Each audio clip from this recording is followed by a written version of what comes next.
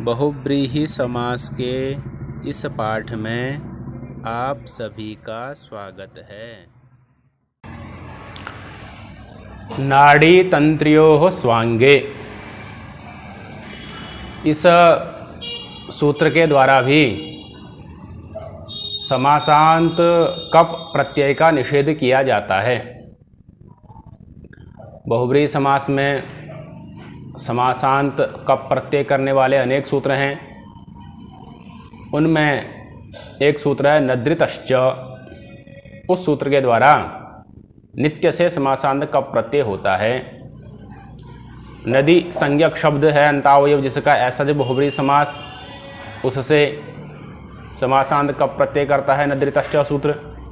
और ऋकारांत उत्तर पद में है जिसके ऐसा जो बहुव्रीहि समास समस्त पद, उससे भी समासांत कप प्रत्यय करता है नद्रितश्च सूत्र। इस सूत्र के जो उदाहरण है नाड़ी तंत्रियोः स्वांगे, इस सूत्र के उदाहरणों में नदी संज्ञक शब्द उत्तर पद के रूप में मिल जाता है। बहुनाडी, बहुनाडी, इस प्रकार से इसका उदाहरण बनेगा। बहुनाडीकः, बहुनाडी कायः। बहुतंत्रीर ग्रीवा, तो नाड़ी शब्द, तंत्री शब्द, यह सब स्त्रीलिंग के हो गए, नद्यंत हो गए, नदी संज्ञक हो गए। नदी संज्ञक होने के कारण से इन में नद्रितश्च सूत्र के द्वारा समासांत कप प्रत्यय की प्राप्ति थी। उसका नाड़ी तंत्रियोः स्वांगे, इस सूत्र के द्वारा निषेध कर दिया जाता है। जब नाड़ी शब्द अथवा तंत्री शब्द, यह शब्द स्वांगवाचक हों, अपने अंग के वाचक हों, शरीर के अवयववाचक हों, तभी समासांत कप प्रत्यय का निषेध होगा। जब यह स्वांगवाचक न होकर के भिन्न किसी अन्य अर्थ के वाचक होंगे, तब फिर समासांत कप प्रत्यय का निषेध नहीं होगा, तब तो समासांत कप प्रत्यय हो जाएगा।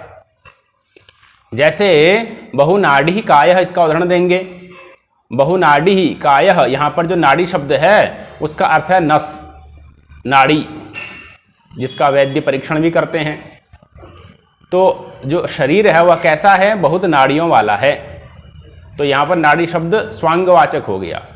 स्वांग में जो अंग शब्द है, अंग से पारिभाषिक अंग को लेना है, न कि अंग संज्ञक को। एक अंग संज्ञा भी होती है यस्मात् प्रत्यय विधिशब्दादि प्रत्यंगम सूत्र के द्वारा, वह अंग संज्ञक यहाँ पर नहीं लेना है, अपितु जो पारिभाषिक अंग संज्ञक शब्द है जिसका विवेचन स्वांगाचोपसर्जनाद संयोग पदार्थ सूत्र में किया गया है। अद्रवन मूर्तिमत स्वांगम प्राणिस्थम अविकारजम अतत्स्थम तत्र दृष्टम च तेन चेत तत्तथायुतम, यह पारिभाषिक अंग शब्द है।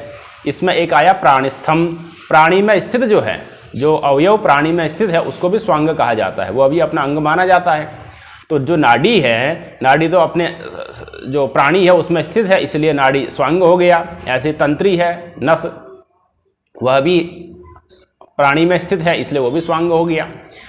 तो ऐसे स्थलों पे बहुनाड़ी कायः, जहाँ पर नाड़ी शब्द स्वांगवाचक होगा, तंत्री शब्द स्वांगवाचक होगा, वहां पर इस सूत्र के द्वारा समासांत कप प्रत्यय का निषेध कर दिया जाएगा। तो बहुनाड़ी कायः, बहुतंत्रीर धमनी, इस प्रकार के रूप इसके बन जाते हैं। किंतु यहाँ पर यह नाड़ी शब्द या तंत्री शब्द स्वांगवाचक न होकर के किसी अन्य अर्थ के वाचक होंगे, तो वहां पर फिर समासांत कप प्रत्यय हो जाएगा, उसका इस सूत्र से निषेध नहीं हो पाएगा। जैसे बहुनाड़ी का स्तंभ, नाड़ी शब्द का मतलब होता है सरिया, जो खंबा है बहुत सरियों वाला है। तो नाड़ी शब्द जब सरिये का वाचक हो जाएगा, लोहे के पदार्थ विशेष का वाचक हो जाएगा, वस्तु विशेष का वाचक हो जाएगा, तो वहां पर फिर निषेध नहीं होगा, क्योंकि नाड़ी शब्द फिर स्वांगवाचक नहीं रहा। इसीलिए समासांत कप प्रत्यय होगा तो बहुनाड़ी का स्तंभ, यह रूप बनेगा। इसी प्रकार से बहु तंत्रिका वीणा, तंत्री शब्द जब वीणा के तार का वाचक हो जाएगा, वीणा में जो तार होते हैं उसको भी तंत्री कहते हैं, तो जब वीणा के तार का वाचक तंत्री शब्द हो जाएगा तब उसमें भी समासांत कप प्रत्यय का निषेध नहीं हो पाएगा, क्योंकि वह स्वांगवाचक नहीं रहा। इसीलिए वहां पर कप हो जाएगा बहुतंत्रिका वीणा, इस प्रकार का रूप इसके रूप बनते हैं। बहुनाड़ी कायः, बहुतंत्रीर धमनी, यह तो इसके उदाहरण हो गए। बहुनाड़ी का स्तंभ, बहुनाड़ी का स्तंभ, बहुतंत्रिका वीणा, यह इसके प्रत्युदाहरण हो गए। और भी इसमें कुछ विशेष बात होती है, वह आगे सूत्र के सूत्र की चर्चा के क्रम में स्पष्ट होती चली जाएगी। तो नाड़ी तंत्रियो हो स्वांगे, इस सूत्र में दो पद हैं, नाड़ी च तंत्री च इति नाड़ी तंत्रियो तयो हो नाड़ी तंत्रियो हो। नाड़ी तंत्रियो हो षष्ठी व्यक्ति द्विवचन का है, किंतु पंचमी अर्थ है षष्ठी, पंचमी के अर्थ में षष्ठी है, अर्थ पंचमी का लेना है। अर्थात नाड़ी और तंत्री शब्द के बाद में जो समासांत का प्रत्यय प्राप्त हो रहा है उसका निषेध इस सूत्र के द्वारा किया जाता है। और स्वांगे सप्तमी व्यक्ति एकवचन का है, इस प्रकार से दो ही पद का सूत्र है।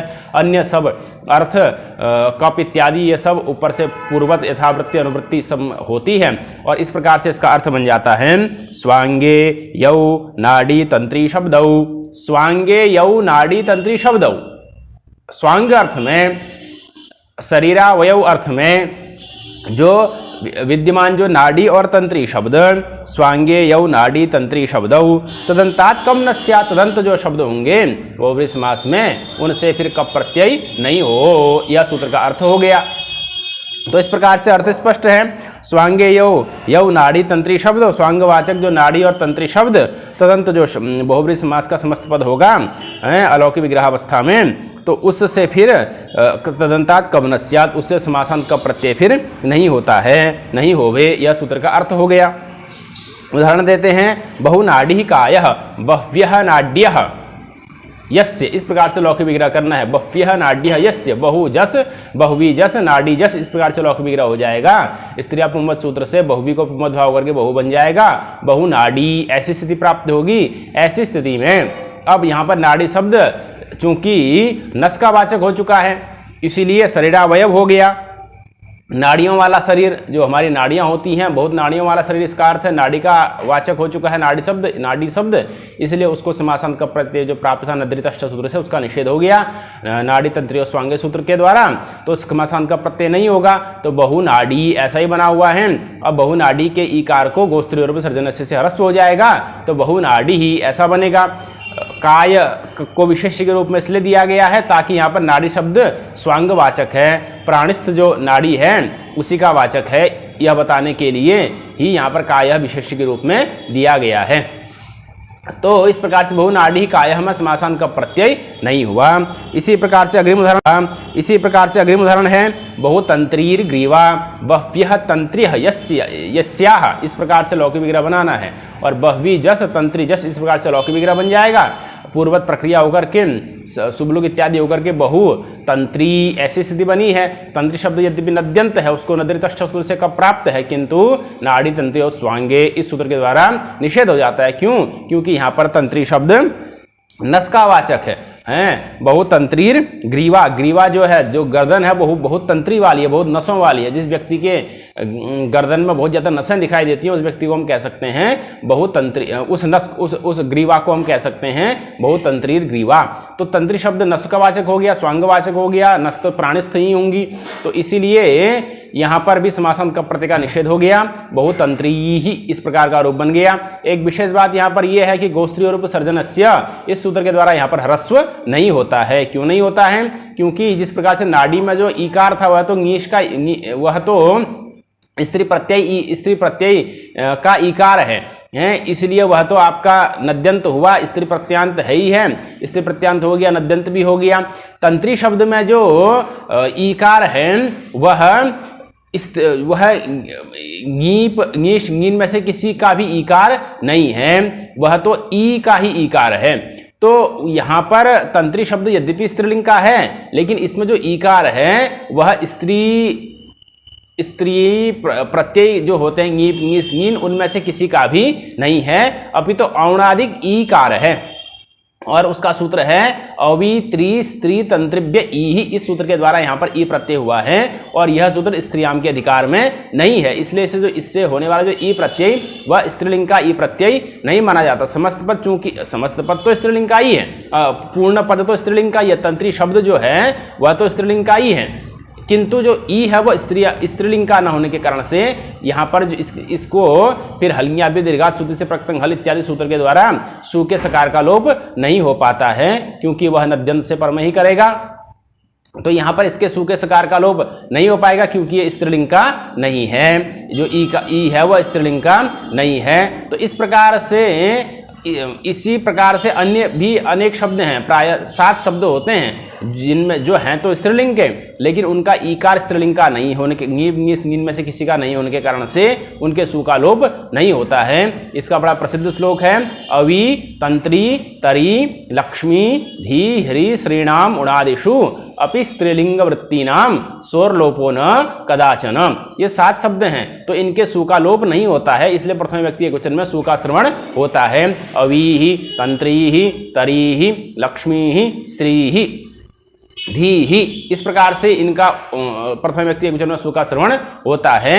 हल् दीर्घात सूत्र से प्रकृतं हल सूत्र के द्वारा सकार का लोप नहीं होता, क्योंकि यह पर स्त्रीलिंग में जो ङीप ङीस है उनमें से किसी का भी ईकार नहीं है। तो अब चूंकि स्त्रीलिंग स्त्रियां के अधिकार में विहित ईकार नहीं है, स्त्रीलिंग का नहीं हुआ ईकार, इसीलिए यहाँ पर फिर गोस्त्रीय रूप सर्जनस्य इस सूत्र के द्वारा ह्रस्व भी नहीं होता है। तो बहुतंत्रीर ग्रीवा इसी प्रकार का समस्त निष्पन्न हो जाता है। बहुतंत्रीर ग्रीवा, ग्रीवा शब्द इसलिए दिया गया ताकि तंत्री शब्द नस का वाचक है, प्राणिस्थ स्वांग वाचक है, इस बात को बताने के लिए ग्रीवा शब्द दे दिया गया है। तो बहुतंत्रीर ग्रीवा, इसी प्रकार से बहुतंत्रीर धमनी, बहुतंत्रीर धमनी, यहाँ पर भी धमनी शब्द नाड़ी का ही वाचक है। बहुत नसों वाली नाड़ी, जिस नाड़ी में बहुत सारी नसें हैं, इस प्रकार का अर्थ विवक्षित है। तो बहुव्यः तंत्री है यस्य, बहुव्यः तंत्री है यस्याः, इस प्रकार से लौकिक विग्रह बन जाएगा। बहुवी जस तंत्री जस, इस प्रकार से लौकिक विग्रह में समास इत्यादि होकर के बहुतंत्री बनना है, कप होना नहीं है, क्योंकि तंत्री शब्द यहाँ पर भी नस का वाचक हो गया, इसीलिए यहाँ पर भी समास कप नहीं होगा। बहुतंत्रीर धमनी, धमनी को विशेष के रूप में दे दिया गया ताकि ये बताने के लिए कि तंत्री शब्द यहाँ पर स्वांग का ही वाचक है। समासांत कप का निषेध हो गया। बहुतंत्रीर धमनी, इस प्रकार का समस्त पद निष्पन्न हो गया।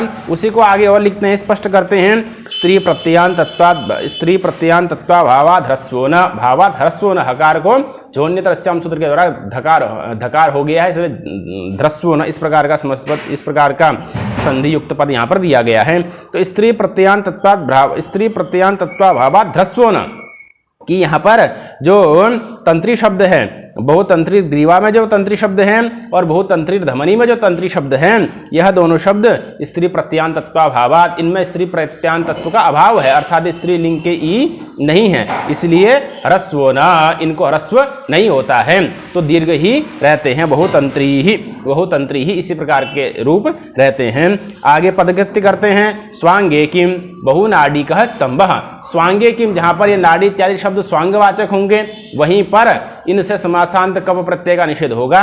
जहां पर स्वांगवाचक नहीं होंगे वहां पर फिर समासांत कप प्रत्यय का निषेध भी नहीं होगा। जैसे बहुनाडिकः स्तंभः, नाड़ी शब्द का जब सरिया हो जाएगा तो जो सरिया है, खंबा है, वह बहुत नाड़ी वाला है, मतलब बहुत सरियों वाला है, तो यहाँ पर भी समासांत का प्रत्यय का निषेध नहीं होगा, तो यहाँ पर समासांत का प्रत्यय हो गया। तो बहुनाडिकः स्तंभः, इस प्रकार का समस्त पद निष्पन्न हो गया है। ऐसे ही बहुतंत्री का वीणा, वीणा जो है बहुत तंत्री वाली है, बहुत तार वाली है, यहाँ पर भी तंत्री शब्द स्वांगवाचक नहीं रहा, प्राणिस्थ का वाचक नहीं रहा। स्तंभ हो चाहे वीणा हो, यह तो प्राणी नहीं है, इसलिए तंत्री शब्द यहाँ पर प्राणिस्थ स्वांगवाचक न होने के कारण से इसमें समासांत का प्रत्यय हो गया नदृतश्च सूत्र के द्वारा। तो बहुतंत्री का वीणा, इस प्रकार से समस्त पद निष्पन्न हो जाता है। तो इस प्रकार से इसके प्रत्युदाहरण हुए। स्वांगे किम बहुनाडिकः स्तंभः, बहुतंत्री का वीणा, तो बहुतंत्रिका वीणा और बहुनाडिकः स्तंभः, इस प्रकार से यह रूप निष्पन्न हो जाते हैं। इनकी अगर प्रक्रिया देखनी हो तो बहुव्यः नाड्यः यस्य स्तंभस्य, इस प्रकार से लौकिक विग्रह बना करके बहुवी जस नाडी जस उम्मत भाव कर दे, बहुनाडी बनेगा, समासांत कप प्रत्यय हो जाएगा। बहुनाडी को ककार के परम होने पर केणा सूत्र के द्वारा नाडी के इकार को ह्रस्व यदि भी प्राप्त होता है, लेकिन ना कपि सूत्र के द्वारा निषेध कर दिया जाता है, तो बहुनाडिकः स्तंभ इसी प्रकार का रूप रह जाता है। इसी प्रकार से बहुतंत्रिका वीणा में भी है, यहाँ पर भी नदृतश्च से कप होने के बाद केणा से ह्रस्व की प्राप्ति होगी, लेकिन ना कपि सूत्र के द्वारा निषेध कर दिया जाएगा। तो बहुतंत्रिका वीणा शब्द चूंकि स्त्रीलिंग का विशेष है, इसलिए समस्त पद भी स्त्रीलिंग में चलेगा, टाप हो जाएगा बहुतंत्री के शब्द। तो बहुतंत्रिका वीणा, स्तंभ तो पुल्लिंग का ही है, इसलिए वहां पर टाप करने की आवश्यकता नहीं है। बहुनाडिकः स्तंभः, इस प्रकार के समस्त पद निष्पन्न हो जाते हैं। तो इस प्रकार से नाड़ी तंत्रियों स्वांगे का विवेचन पूर्ण होता है। इसी क्रम में अग्रिम सूत्र है निष्प्रमाणिश्च, निष्प्रमाणी ही च, इस सूत्र में 2 ही पद हैं, निष्प्रमाणी ही प्रथमांत है, च अव्यय पद है, 2 पद का सूत्र है।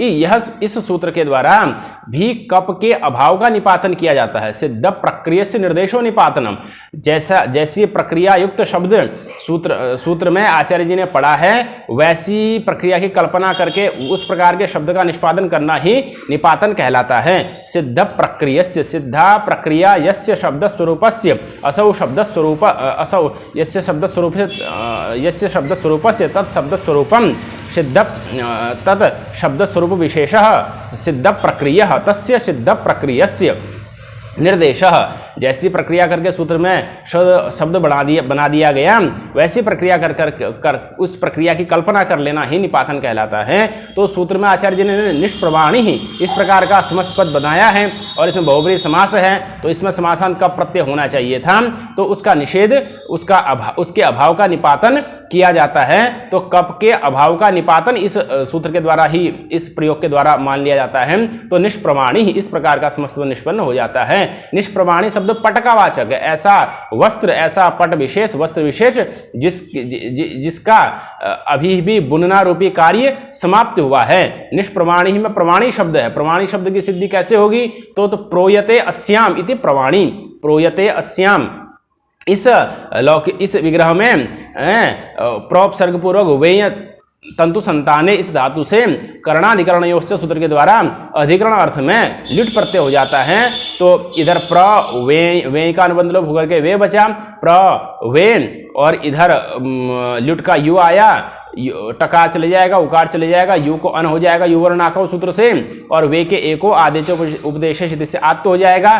तो प्र वा अन मिला सवर्ण दीर्घ हो जाएगा प्रवान, और फिर उसको पूर्व पदार्थ संज्ञा में घर्षणत्व हो जाता है संज्ञा अर्थ में, क्योंकि वो नाम है, इसीलिए प्रवाण स्त्रीत्व विवक्षा में गीप हो जाएगा टिड्डाणे सूत्र के द्वारा प्रवाणी। प्रवाणी का मतलब क्या होता है? तो मूल में ही लिखा है प्रमाणी तंतुवाय शलाका, तंतुवाय शलाका, तंतु को का वाय मतलब वानक क्रिया जो करने वाला व्यक्ति है उसकी जो शलाका होती है, जिस शलाका से बनियान इत्यादि बुनी जाती है, उसको कहते हैं तंतुवाय शलाका, उसको कहते हैं प्रवाणी। तो प्रवाणी शब्द निष्पन्न हुआ, फिर उसके बाद निर्गता प्रवाणी यस्य पटस्य, असौ पटः निष्प्रमाणी ही पटः, जिस पट की प्रवाणी तंतुवाय शलाका निर्गता है, निर्गता निकल चुकी है, अर्थात जिसकी बुनना रूपी क्रिया समाप्त हो चुकी है, ऐसे पट को कहते हैं निष्प्रमाणी ही पटः। समाप्तवानः, समाप्तवानः अर्थात समाप्तम वानम, वानक क्रिया यस्य पटस्य, जिस पट की वानक क्रिया समाप्त हो चुकी है, एकदम नवीन जो वस्त्र होता है उसको कहते हैं निष्प्रमाणी ही पटः। नव इत्यर्थः, नवीन जो वस्त्र होगा, पट होगा, उसको निष्प्रमाणी कहते हैं। सूत्र का आचार्य दीक्षित जी क्या लिखते हैं वो देखा जाए। कब भावोत्र निपात्यते, अत्र निष्प्रमाणी ही अस्मिन् शब्दे, निष्प्रमाणी इस शब्द में कब भाव निपात्यते, कब के अभाव का निपातन किया जाता है, उसकी सिद्धि भी दिखा दी है। प्रपूर्वाद वयतर ल्युट, प्रोपसर्ग पूर्वक वे तंतु संतान धातु से ल्युट प्रत्यय कर करके, और उसके बाद अन्य प्रक्रिया कर करके प्रमाणी शब्द बन जाता है। प्रमाणी तंतुवाय शलाका, प्रमाणी का अर्थ होता है तंतुवाय शलाका। निर्गता प्रमाणी अस्य निष्प्रमाणी पटः, इस प्रकार से लौकिक विग्रह दिखा दिया गया।